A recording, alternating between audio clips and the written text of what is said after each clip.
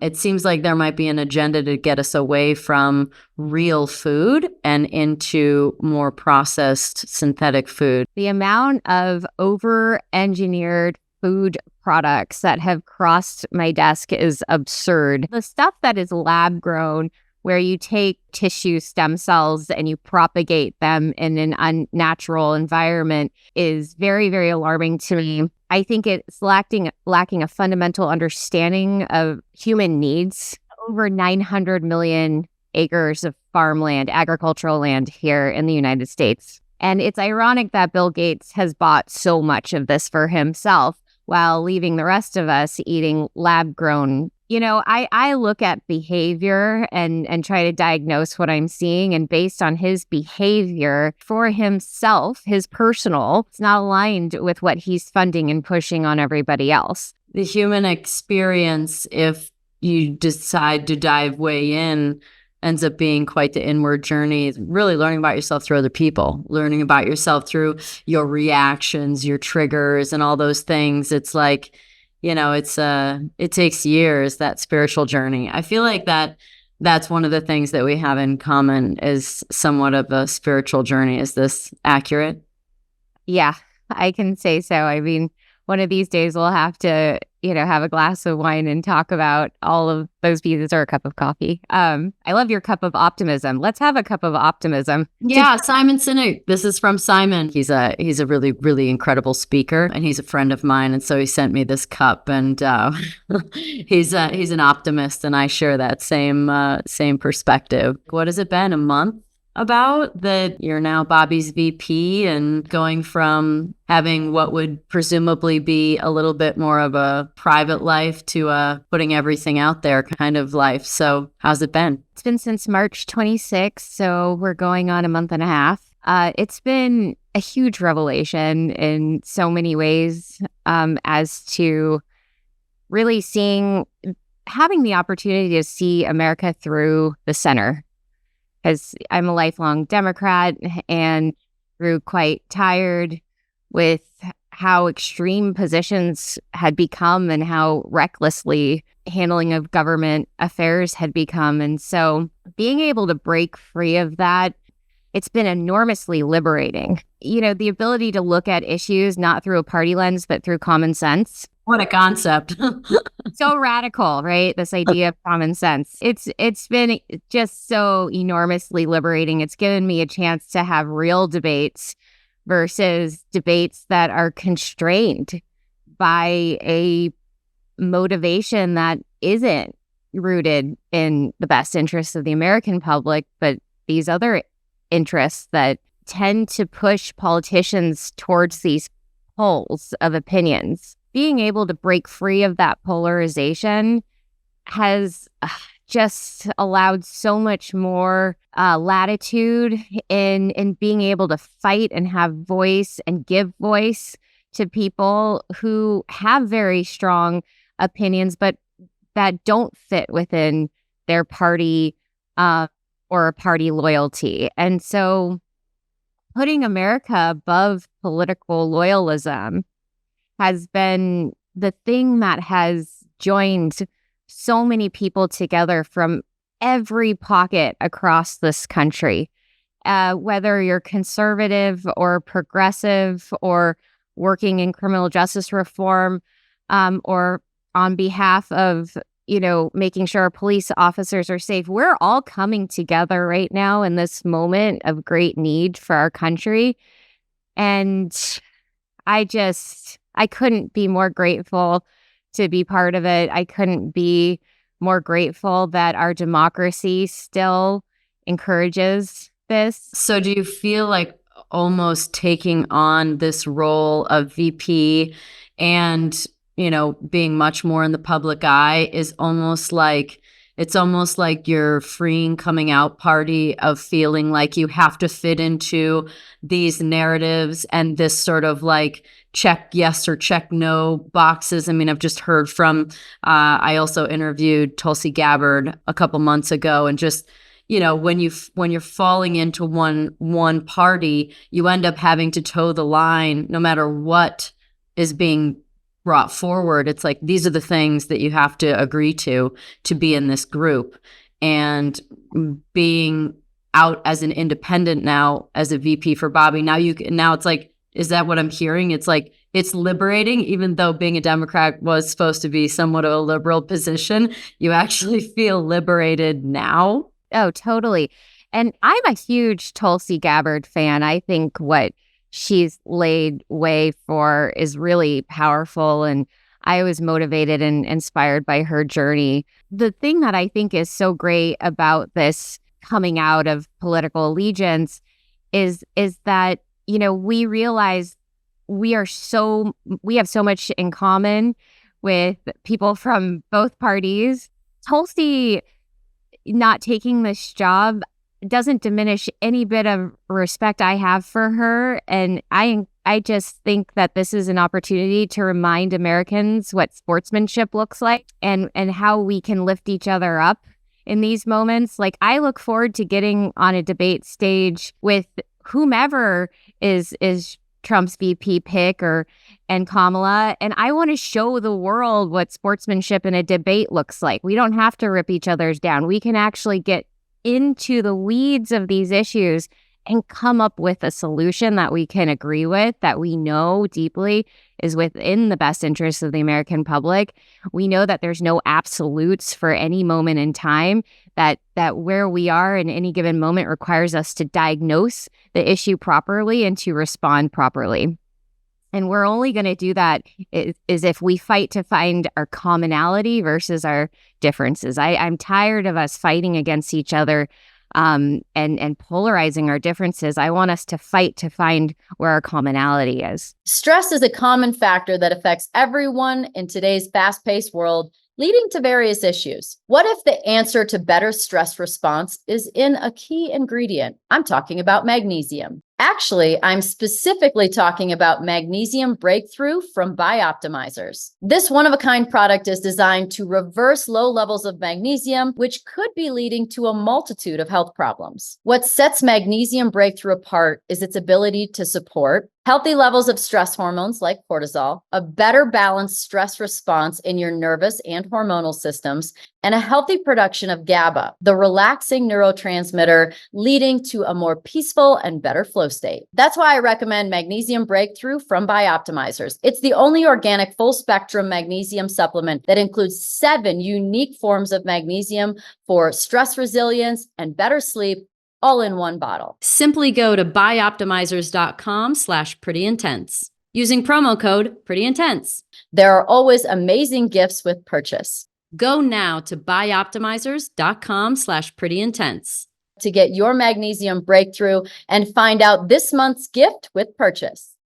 Well, first off, I heard you say that you're excited to debate, and I immediately thought that is so ballsy, and I love that. It's a high pressure situation where you have to really know your stuff, and you have to really be paying attention and be aware of like all the dynamics going on in the world. And there are a lot of them. I think that's really ballsy, and I love that you have that kind of fire. And it also makes me think about how literally this podcast, I hope that we all realize that we're more alike than we are different through this podcast, which is why I have so many different kinds of people and so many different kinds of topics covered.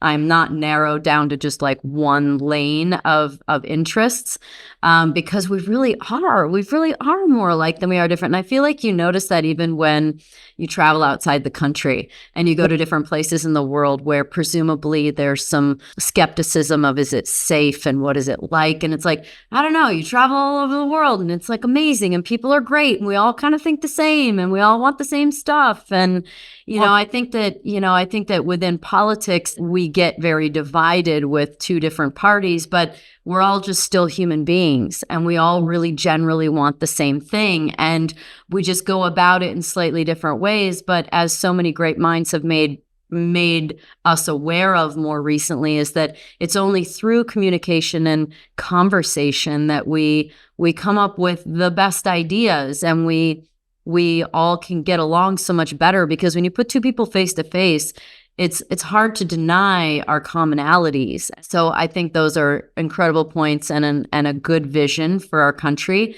And it really leads me to one of my main curiosities within politics, because I'm pretty new to politics, the parties and being a Democrat. What does it mean to be a Democrat? What does it mean to be a Republican?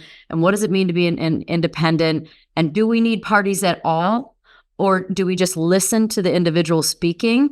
Or do we just need more parties? Because in other countries, they have more parties.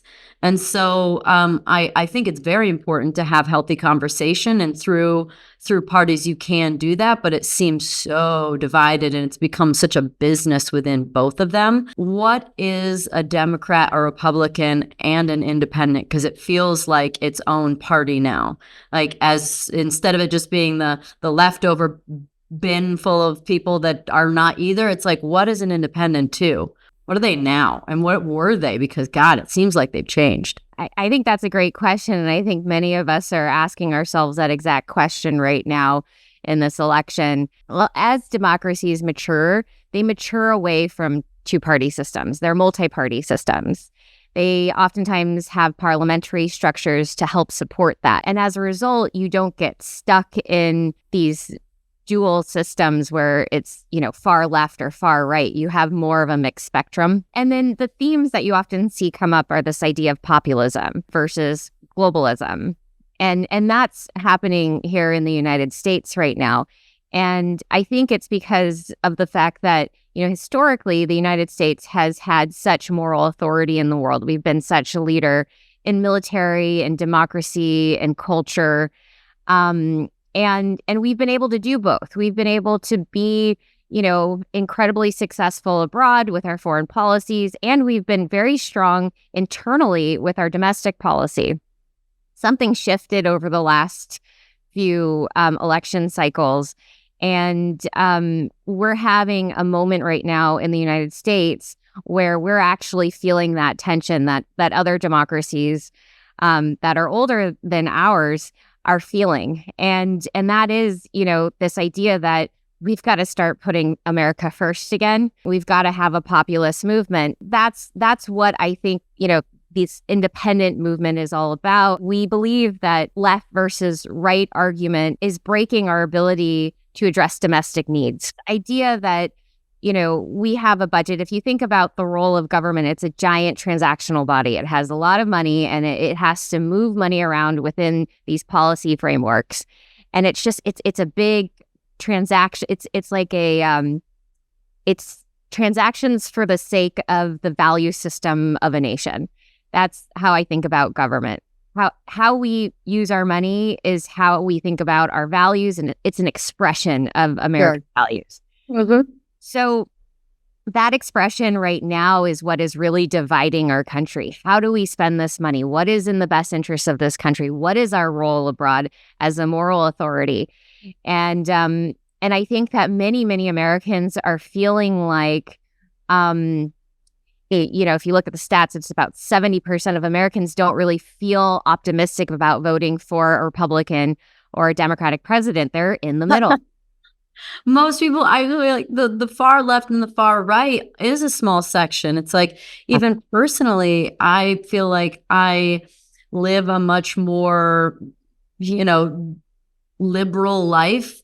Personally, I believe that people should be able to, gay marriage, and, you should have rights to your body and making decisions. And then, but then from a fiscal standpoint, I feel like I'm more conservative, and I feel like I would like the country to be run more like a business, and because it is. And so I feel like so many people fit in the middle.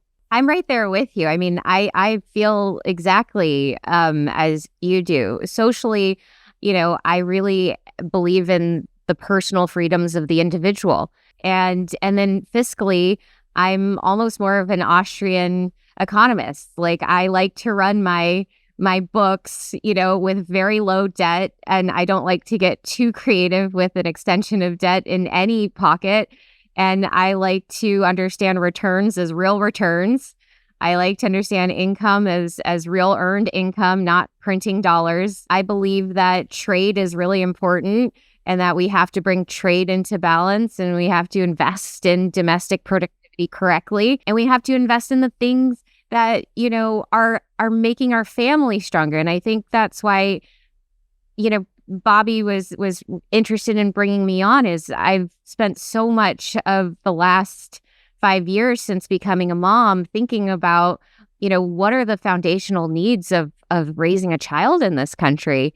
And I've learned so much. I mean, I've come such a long way in that journey because, I didn't have, it was really transformative for me to understand, for example, the difference between processed foods and not processed foods, and how some things can be marked organic, but they're actually hyper processed. And then labeling is like a whole thing.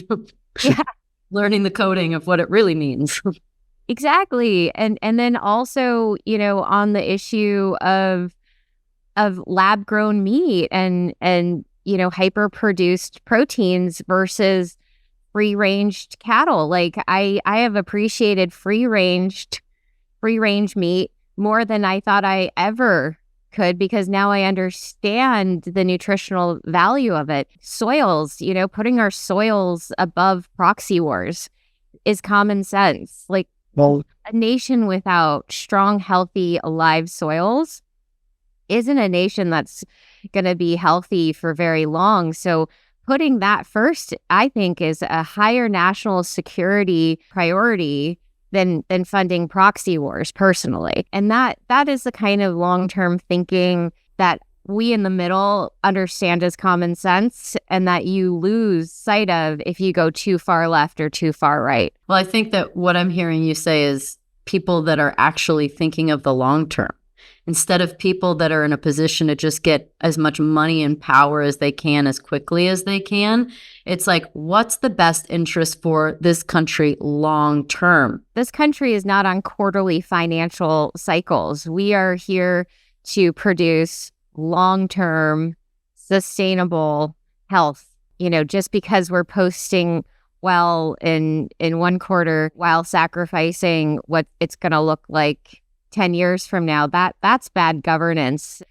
Talking about climate issues, I had massive disagreements with people on the left about this because I ran all the numbers. I looked at all of the numbers of different ways to maintain a healthy climate. The only thing that made sense for both long-term human health and long-term planetary health were nature-based or agricultural-based solutions. So I said no to geoengineering very, very early on because of the fact that it financially didn't make any sense, and secondarily had so many externalities associated to them. But it's moments like that you realize that there's some corporation pitching geoengineering because they're the ones that are likely to gain in the short term, because those are massive government contracts. Those are, sale of giant corporate credits that are oftentimes between the, large corporation buying the credit and then some investors that are also selling the credits.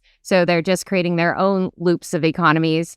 And that is definitionally what I think is the kind of corporate capture and corruption that Bobby Kennedy is uniquely situated to combat. I recently saw something, I think it was actually maybe just this morning, I was sweeping through some feed and saw something about the fact that we really need to be concerned about real alive products being in the grocery stores, because there's something like tens of thousands or a giant amount of farms have actually gone away, been burned down, something like that. Like, I feel like I have seen things over the last couple of years with, chicken farms getting burned just all over the place and various different things. And that it seems like perhaps there could be an agenda to get us on more genetically modified synthetic style foods. And even when you look at something like Bill Gates doing with having a peel or whatever it is, the film that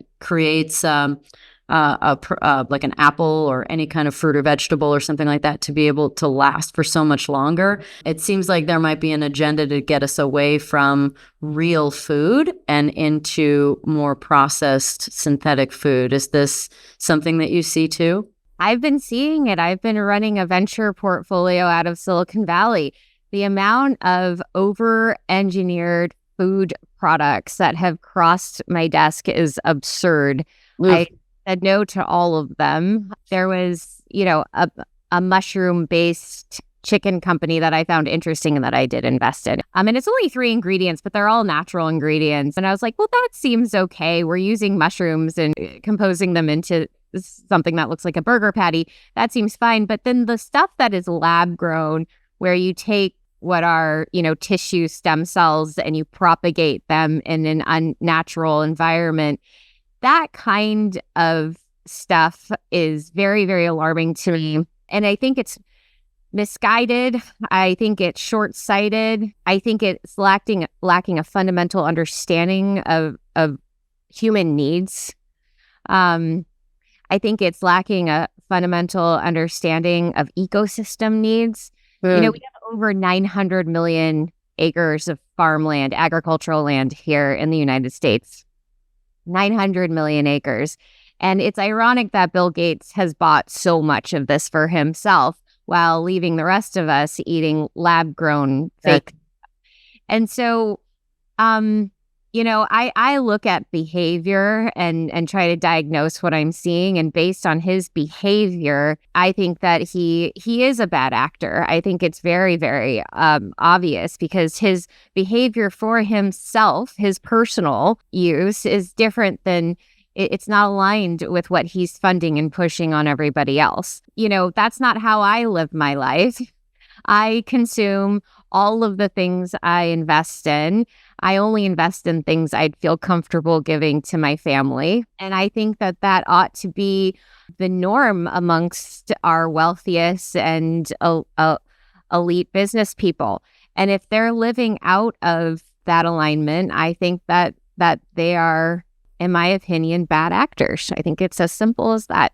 I agree. A lot of those things that are coming through are scary. And I think it's because I'm definitely into spirituality and definitely into energy and, this sort of different aspect of life or an area to look at. It makes me think about food different then. I think about food as an energy, and I think about what grows it and what gives us energy and how the whole system works. And so I wonder if just an education is something that people need to be able to just truly understand the pathway of the sun to the food to us to, energy as a byproduct that comes from the sun. And I wonder if that's sort of what has perpetuated your own drive to help with this, is your own interest in that. I think we share a similar connection to spirituality and listening and connecting and following signs and following our intuition. It's one of the most powerful tools humans have. And I think women have intuitive superpowers above men.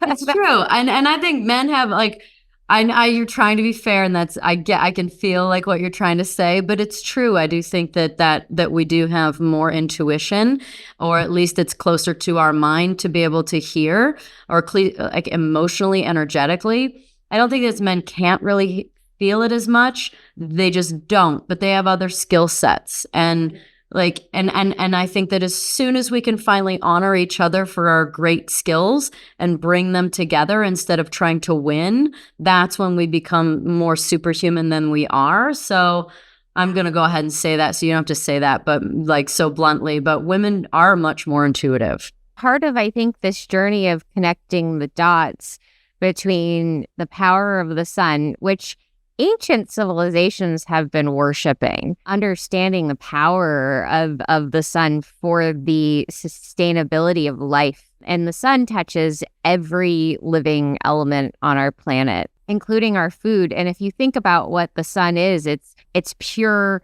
photonic energy. And we are electrochemical species. So we're biochemical, but I actually think we might be more, if not equally, electrochemical. And if you look at how, for example, our cells respirate and our mitochondria respirate, they're respirating energy. So when people say we live in an energy world, it's all energy, scientifically, that's 100% the case. So the food is a byproduct of the energy of the sun, right? So that's what we're doing. We're we're siphoning off some fraction of that food's energy that it got to be grown. So now you go throw a bunch of garbage into yourself that gets made at a plant where there's no sunshine. It's just a machine. It's fake, or it's fake light, and it's just not the same. It's not the same. It's missing all of the important carriers that can communicate with our cells. So we actually get photonic and electrons, photons and protons from our food because it's absorbed into the chlorophyll of the plant, and then we consume it, and that's how our cells get energy from the food. If those chlorophyll get filled up with, non-native sources or artificial sources of that energy, that's what we end up consuming. But our cells, you can only sustain so much of that until you're depleting your overall cellular health and cellular energy. And that kind of happens if you think about like a grayscale. It kind of like takes you, it takes like the light out of you. Yeah. And we're light beings. Yeah. And also that's where you create dis-ease in the body. One of the ways, because it was explained to me by Zach Bush many years ago when I interviewed him. Do you know who Zach Bush is? Yeah. And he explained it like basically, I believe that we live in a fractal universe. So we are like the cells in the body as people in the world, and on different scales. But he said in your body of all your cells, and when a cell breaks off from the group, from the community, it either dies or it wreaks havoc. Mm-hmm. And so he used the example of in school, a young kid is part of a community, and then somehow he breaks off and he is on his own, and he kind of, is not able to deal with that, and he's a school shooting. Like this is an example of the cell going rogue versus essentially dying off. And so, we as cells need to communicate. And when you put things into your body that create less cell communication and coherence, then your body goes a mess, everything goes a mess. And I know that one of the things that you donate a lot to is women's reproductive health, and to healing chronic disease, and fertility, and women's fertility. Yeah. And I can't help but think about, there's a narrative that we are overpopulated. And, I'm not sure if someone's trying to say we don't have enough resources for the people, or if we don't have enough space on the planet, but it sure as hell isn't that we don't have enough space on the planet. That's for sure. And all you have to do is get in an airplane, and you can see that we're pretty much almost nowhere. I think about this narrative that we have too many people, but yet we only are producing less people because the fertility is down. People are having less children. They're having children later. And so I don't understand this the separation between what's really going on and what they're saying is going on. Reproductive health is down. Men's testosterone is like by half these days than it was a couple of decades ago. And women's health is the same. And so I look at, how does that happen? And you have to look at the environmental, as we're talking about, the things that we put in our body. Then I start thinking about the things that they're spraying in the sky with geoengineering and altering the weather. I look at the food and Monsanto and these corporations that are poisoning us. I look at the plastics and how many different things that we're putting in our body through microplastics and microtoxins. And there's no way we're overpopulating the planet right now. So this is all contributing to reproduction being lower and health dropping. And so what are we going to do about that? Yeah, I've been in this space specifically as the largest donor in women's reproductive health. And I can't tell you some of the crazy stories I've had. I've been in rooms where I've had to explain why we shouldn't be putting in tens of millions of dollars into taking a hand skin cell and turning it into a fetus. I've been criticized for my stance on calling reproductive assistance technology fertility treatments, because it's not fertility treatments. That's giving up on female fertility, some of these methods. There's groups trying to build artificial wombs. The amount of money that's gone into taking women out of motherhood in the sense of, healthy conception. Simple as that. Like, how do we look at maintaining women's health so that in their mid-30s, there's no question about fertility? This is not a crazy idea. This is something that we should be looking at seriously. A 35-year-old woman in America should not be questioning her fertility.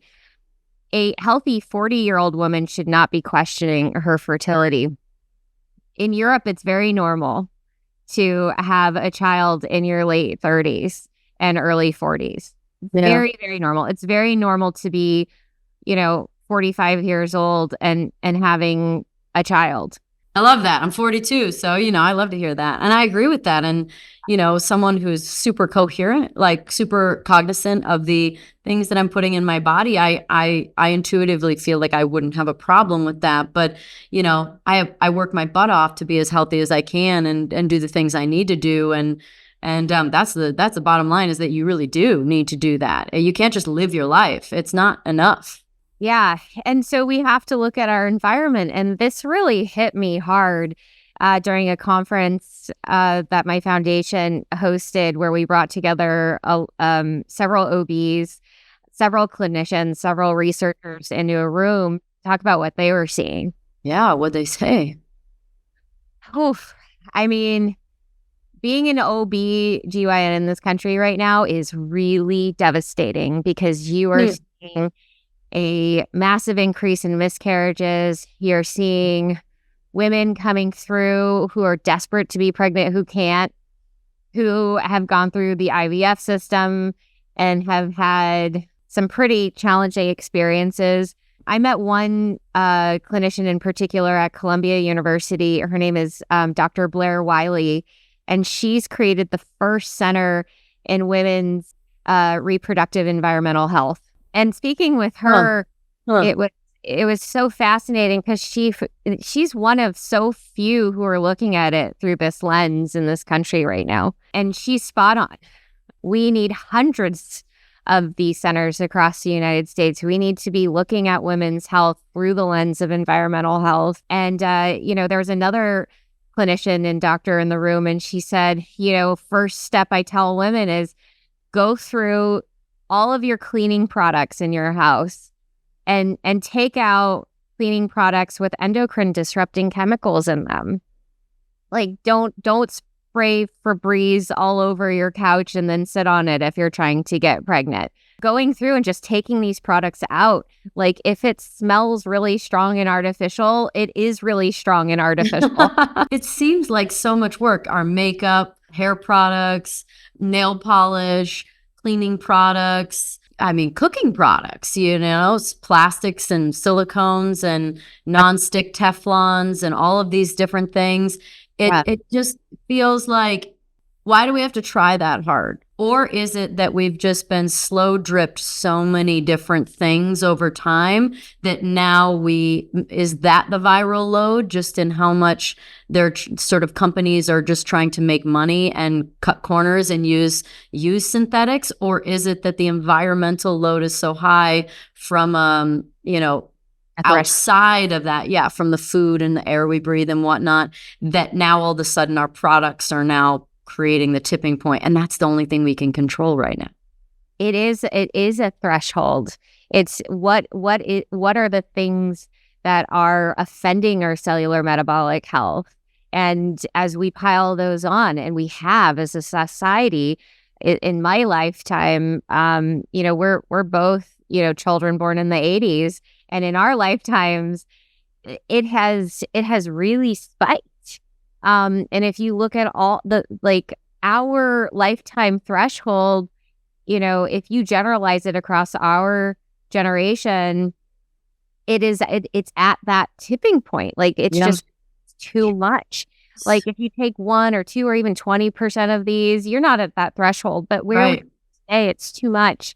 Right. And so the movement at hand right now is figuring out how to undo this and unravel this and do it from a place of, we don't need to make this about blame, but we do have to think about it in terms of accountability. And I think that, when you look at it through the lens of accountability, you really are like, well, these corporations who are getting rich off of this. So the more you put these products out there and the more that you're able to influence the political system and the government agencies, the less likely we're going to be able to maintain a healthy threshold in this country. To Bobby's credit, his whole career has been built on holding these corporations accountable. I love it.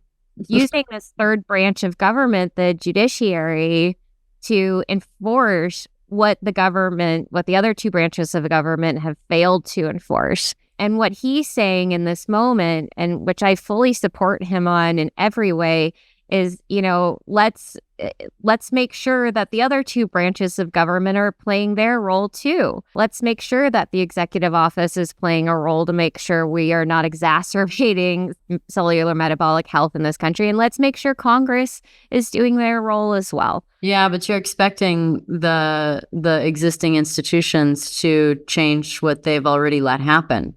I think that there is this idea of there's no family unimpacted by this today. Yeah. Danica, when I was getting all the calls from the Democratic Party and Democratic Party loyalists before I decided to leave the party, and they were like, "What do you really want? Don't leave the party. Like, don't support Bobby. Like, we'll give you what you want." And I was like, okay, this is like the first time anyone's actually taken environmental health requests from me seriously, but let's talk about it. And I'm like, can we go back to tort liability for pharmaceutical developers that are developing vaccines? Just simple. Like, I'm not asking, I'm not saying throw anyone in jail. Just like, let's go back to accountability as everyone else, right? Every other product. And I didn't really make any progress there. So then I left the party. Well, that makes sense because, well, number one, it's important to you, but number two, they're not going to shift on something that they're getting backdoor payments from and that they're getting funding from themselves or making deals with. It's a convoluted sort of corporation. They can't, it's not clean enough. It's over leveraged, right? So they've all overplayed their hands with each other. And that's why both sides know that they're in a tough spot right now because, they could have $1.1 billion backing these campaigns for their presidential candidates. But the reality is that the harms have been too great that have been absorbed by the American public. The American public just simply cannot absorb this anymore. It's at a point where we literally and figuratively have hit a threshold in terms of what our health can sustain. What would be, in your mind, one of the most important either executive orders or bills or new legislation that you would want passed to change it the most? Going back to the Vaccine Safety Act of 1986, I think that we need to return to tort liability for vaccine developers. I think it's only fair. And then, our agencies are so deeply conflicted between people that are, either receiving dividends from pharmaceutical companies and they're working at the NIH or they have some startup. I mean, I was at a talk at the National Academy of Medicine where they had Peter Hotez, this vaccine developer, in the room talking about the attack on science. And, my immediate thought was he clearly has a very strong financial interest in one side of this debate. And he's trying to defend all of the scientific method, but only one part of the scientific method financially benefits him. These conflicts of interest exist everywhere in the government. And I think that it's very reasonable for us to implement stricter screening policies for who is allowed to direct funds out of these agencies. I think it's really important that we have better blind screening for applications. And then I think our funding needs to go to science that doesn't necessarily translate into a breakthrough drug.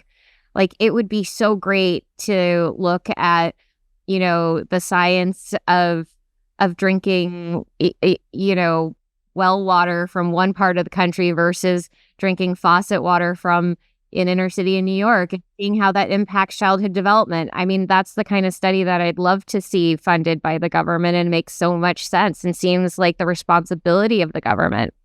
Or how about even, I know that, listening to some more about you, that you went to the Hoffman Institute. How about funding to look and see of the benefits of emotional ancestral memory healing? Like, what about that? I mean, there's so much to be unlocked within the realm of health that goes beyond a pill. Carl Jung is like applauding from the heavens right now. Good. I mean, I once thought, I'm fascinated with psychology. I love psychology. I probably one of the best things I've ever done for my life, and that's helped me the most, is understand psychology, so that I can, number one, understand myself, but then other people as well. And I by all means think that, shoot, we should be implementing that in school. I mean, look at the curriculums that we have. I think they're extremely outdated and pointless. Like, how much of things that we learn in high school do we really use? And even college itself is such a financial drain for so many people, and they get rich. And, other than being a doctor or a lawyer, I mean, you can probably go learn it on the job. And so, there's just a lot of ways that I think we could become more healthy. But I think that emotional health is one of them. So many missed opportunities with our educational spending right now.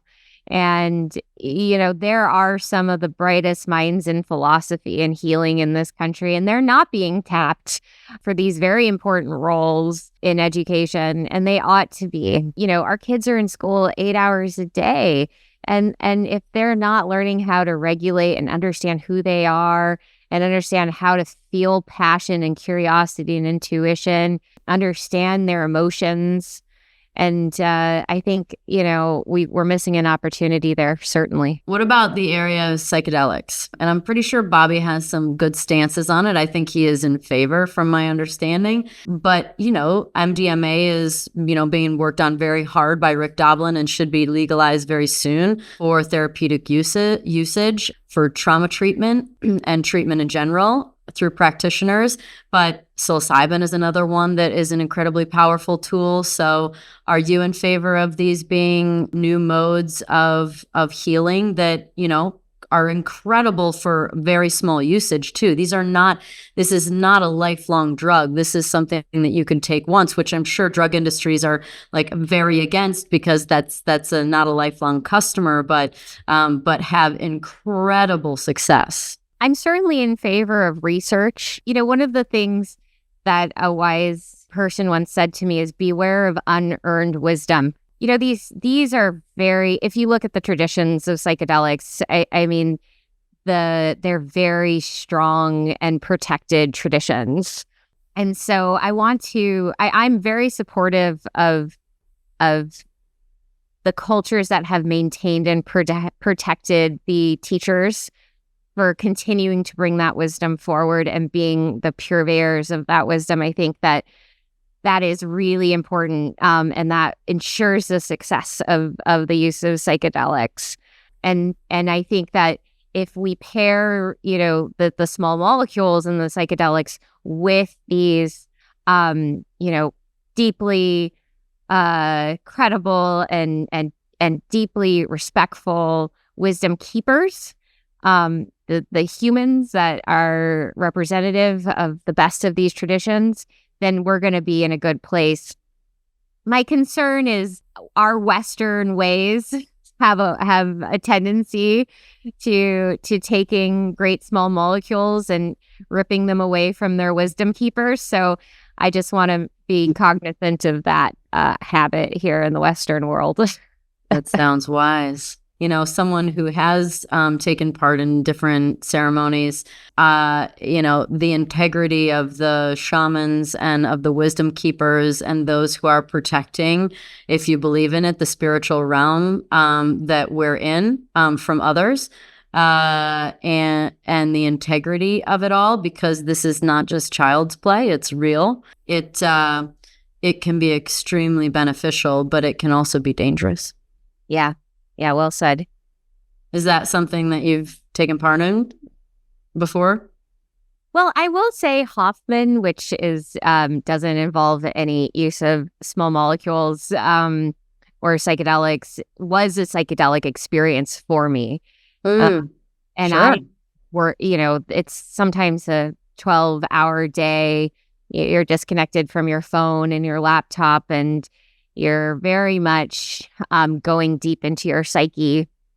And psychedelics are helpful for getting you deep into your psyche, very quickly through the potency of these small molecules interfacing with the brain, part of the brain that's responsible for interpreting consciousness.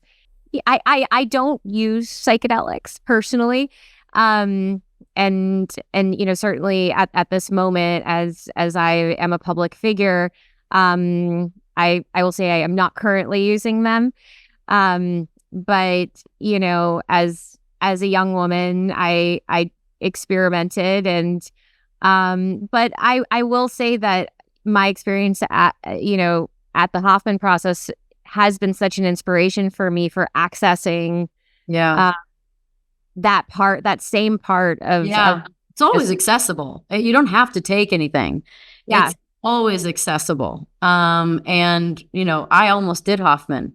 I was supposed to do it in like May of 2020, but if anyone remembers the dates, that was not going to happen. But just before, knowing that it was like, you couldn't have your phone the entire time. You couldn't work out even the entire time. Like, you literally couldn't go to any of your default coping mechanisms. Yeah, you could go for walks. I would have been walking the whole time. And I snuck in jogs here and there. But for anybody interested, I mean, those are extremely beneficial in excavating your childhood, your patterns in your programming. Is that accurate? 100%. And it's really using the best modalities from psychology and philosophy and religion.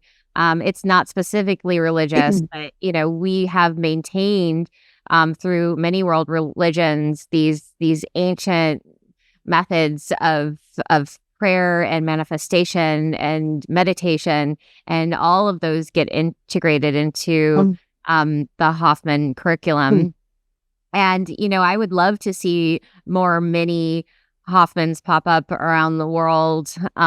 People that understand the power of healing, the power of connecting to your ancestry, and understanding who we are in that moment in time in history, and putting it all into context.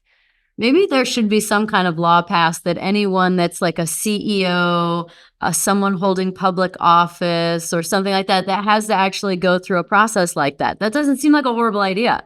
I just recently learned about this really cool group in Kauai called Leadership Kauai that trains all of their local leaders. What? Yeah. And it's all based on how they would train leadership in ancient Hawaiian, under ancient Hawaiian governance. Huh. And it's this program where you're expected to work together in the poi fields, and that you're expected to overcome various challenges as a team, and where you're expected to connect with nature and the land of Kauai and understand its systems, its ecological systems. That sounds like a beautiful practice. Yeah, it makes so much sense if all members of Congress or all members of the White House were actually required to understand how our natural systems work in this country. Yeah. Well, we can look forward to that. Kind of flipping to the other side, because this is it's undeniable that it's emerging and going to become part of our life in a much more prominent way soon enough. AI, robots, all of these things. I know that you're an expert in AI. And so how do we merge our holistic biological life with technology and AI? The AI is only as good as how well it's trained. So if you think about the human neural network, every human in this world has a different neural network. It's unique to its experiences, to exposures, and no two neural networks are the same. And the same is true for AI. So there are no two neural networks, machine learning models that are identical unless you like intentionally engineered them to be identical. But the reality is that, you know, if there's a team doing a neural network over here and another team doing neural network over here, they'll be completely different. And so now you have all of these different neural networks that are built and functioning very differently. And that's the reality of AI. And so when I think about AI, I think about it, I almost anthropomorphize it because it helps me, you know, put it into context. It helps me then understand the function, the risks, and the potential of that AI, and then it helps you understand if we end up regulating it, the right ways to actually structure our legislation around it, because they're not the same. We're gonna have, and each AI evolves. It can independently evolve. It can start self-training over time as it becomes more sophisticated, and it can learn how to course correct. Creating human alignment in AI is very, very important. And it's very interesting because as I even think about this election, if I were to design an AI for the benefit of humanity, it would be, you know, making sure that that AI didn't get trained predominantly by, you know, a left political party or a right political party. I would train it with, you know, the sensibilities of you know, the center of America, where it's really the heart and soul of America. And it would likely be more successful and outperform any other model trained on inputs and training data from, you know, the poles of the spectrum. So what's the highest timeline that we could achieve with this, with an AI? What is the best of AI? You know, general AI is going to be what we think about as general AI is an AI that can have agency, that can respond, interpret, can self-learn, can engage. You know, the integration of AI with robotics is a whole different category. You have agents that are AI that exist specifically on the internet. So I think that the best case scenario in terms of how we think about it is thinking about it very, very specifically around the taxonomy of all of the different AIs that are going to be in existence, for which there will be a plurality. Each of those is going to have its own standards and norms, hopefully organized by the industry. So, you know, agent-based internet AI should have its own standard and industry standard. And as things require regulation, we'll learn about it. But I actually am optimistic that, you know, we have laws to deal with some of the issues that we'll see stemming from this. For instance, you know, the Computer Fraud and Abuse Act, which was, you know, first created before even the advent of the internet, but it has evolved. It's a body of law that has evolved to deal with fraud on the internet. That's great. Yeah, and it will likely evolve to address AI issues. You know, I think that the most practical way of addressing AI is with an organized and level head. That's what my center at Stanford has been all about. This is very idealistic, though. I mean, we're asking for hopeful, like, for everyone to have a level head about it. But, you know, there's going to be agendas that go beyond, like, the long-term function, and they're going to, right? I mean, I don't see AI being any different than any other industry, and that there are going to be people that are not thinking about long-term, and they're thinking about profit, and they're thinking about power, and they're thinking about positioning and being the biggest. There's always that issue. And if, again, our number one job as politicians in this moment is to make sure that those corporate interests do not penetrate into our government. And this movement to weed out corporate interests from our government could not be more timely. No kidding. I mean, for the way that corporations have taken over the government, for what you're saying, this is a very critical time that the right person is elected to pass the right laws to keep things in a long-term to think long term. And we are uniquely in this country set up for success in this moment because of our Constitution. If we let the Constitution and the Bill of Rights come first and guide all of our decisions around AI, we are going to be better situated than any other country out there. And we are going to celebrate liberties and sovereignty in this country that not a lot of other countries are going to be able to have because they don't have those Bill of Rights. So I think that is the thing we ought to be protecting above all else, because as long as we run our government through those principles, those first principles of the American Constitution, we are going to be okay. But if we begin to erode at those principles of the Constitution, that's when we get into trouble. And then what's the worst case scenario with AI if those things get out of control and the wrong people have the power? I mean, I'm such an optimist. I don't let myself dwell there, but I'm with you. I am too. But I'm also extremely rational. And I understand that, like, it doesn't, just because that's what I hope for. And I'm like, everything will be fine. Everything to me and everything in life is like, it'll be fine. Well, it will be a technological totalitarian regime in which human biology is going to be viewed as a weakness. And it will be attacked at every possible angle, which it's already started to be. We cannot succumb to that fear in this moment. And we know what sovereignty, agency, and power looks like. We know what human biology and human excellence looks like. We are a force that is going to protect that tooth and nail. And we can't let these misguided, short-sighted people undercut what is the most impressive accomplishment, which is human life. Organic, pure, nature-powered human life. What do you think makes humans special versus artificial intelligence? Well, I mean, if I'm going to be really nerdy about it, I'm going to say it's our mitochondria. I think that our mitochondria is the thing that engages in connection to our environment that we have the benefit of feeling.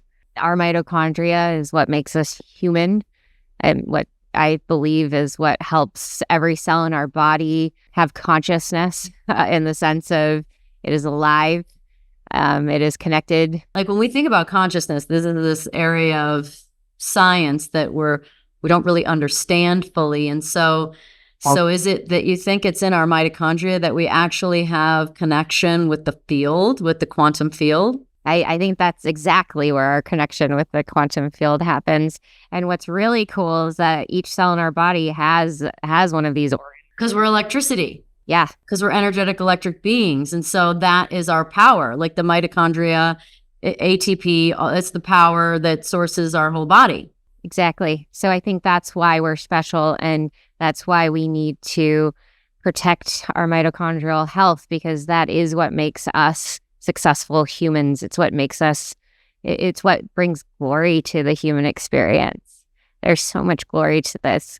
AI will never, robot will be able to hypothesize about it, but I don't think that it will be able to feel it. I like that scientific take on something that we're calling spiritual, because science hasn't necessarily proved it all out. I think that's really important. And a lot of doctors, I mean, even, I interviewed Callie Means not long ago, and him and his sister wrote the book. It's all about, essentially, it's like, mitochondrial health. They're on it. I had the benefit of meeting their dad, and I was like, oh, really?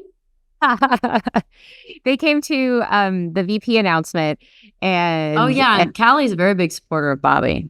Yeah, and it turns out we have a lot of mutual friends from Stanford, and so I had the opportunity to meet his dad in the picture line, and I looked at his dad. I was like, oh, I get it. He's just one of these really good guys, smart and very kind, and has one of these presences of just being this loving father. And anyways, I was like, It was such a pleasure to meet his dad. Oh, well, that's good. I'm not, but both him and his sister are wonderful. Okay, we can't not talk about censorship. So it's such a hot topic. Last night, I just watched the amazing 30-minute video that Meta banned, basically, right? I don't know if it's back on or not. Talk to me about censorship and what you guys would do to get back our freedom of speech, how we can all be able to just talk and do what we want for the greater good. I mean, that's the thing. It's like not a matter of spewing out hatred and horrible things. We want to have a reasonable perspective on what's being allowed, but it's the control right now is unfair. It really is problematic, and the alignment between what is being censored and the government, and the fact that private corporations are doing the censorship is that's got to end, and that would end immediately the day Bobby and I step into the White House, and then understanding, exactly how these CEOs have been making these calls and showing them what the proper way to manage hate speech or misinformation online ought to be. Certainly understanding what bits of government dollars are impacting media platforms. There needs to be full transparency around that. The Smith-Mundt Act and the US AGM, which is that? The US AGM is a government agency that has about $1 billion budget that produces state media. It's like one of the largest it's one of the largest media platforms. It competes with like CNN, but they produce their own state media. And each term, there's a CEO of the agency, and the president appoints the CEO to that agency. And so then what we end up seeing is it's supposed to be a firewall between the two, but then you end up seeing, Trump put in his loyalists and Biden has put in his loyalists. And that's an issue. And fixing that is going to help with a lot of this. And then, to the credit of X, formerly Twitter, this idea that you can address misinformation with community notes. I made an error on X the other day where I mislabeled VAERS with a different group responsible for paying out vaccine injury compensation, and community notes responded like that. It was immediately my post was labeled. So this is the best version of managing, in my opinion, misinformation on the web today. We don't need to be putting in these are AI filters that are automatically detecting something that might not fit within the community policy of that platform and then immediately banning it without review. That's happening right now on Meta. It's happening on YouTube. It's happening on Instagram. And so I think there's, a call to action from these platforms to fix their automated takedown or shadow banning policies or amending them so that they look something closer to allowing people to post it and then allowing for there to be a community note attached to it. There's other platforms like Nostr, for example, which is based on Bitcoin or the Bitcoin protocol. Well, not specifically, it's actually its own protocol, but very similar cryptographic style backbone architecture.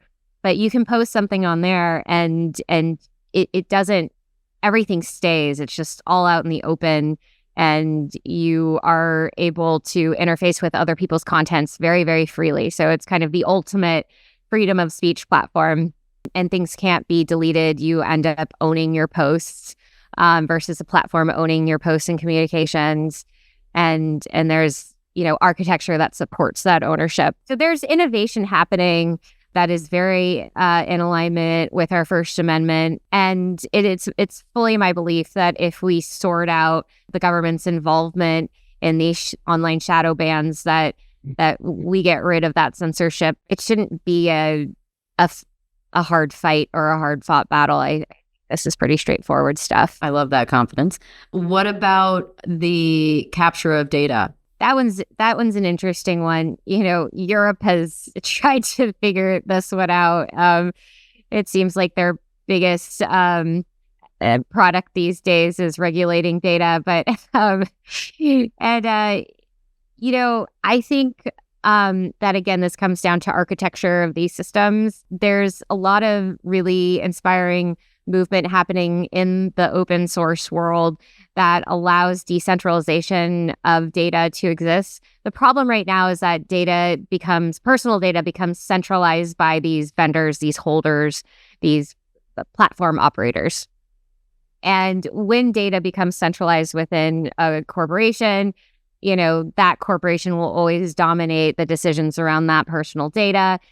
Regulation and judicial remedies are very, very helpful, but they don't stop leakage, because fundamentally the architecture is designed for there to be weaknesses and points of failure. Engineers in this space that are aware of this, they're all looking at decentralized models so that individuals end up owning their data. That's where we're going to end up, I believe, in 20 years from today. It makes a ton of sense that you, Danica, would own all of your personal data, and that if it needed to be transferred to any unit, even if that got transferred to their platform, it would still be linked and under your own control. So it would be that companies would still collect the data. It would just be that you would own it. And is it not easier that we just don't collect the data?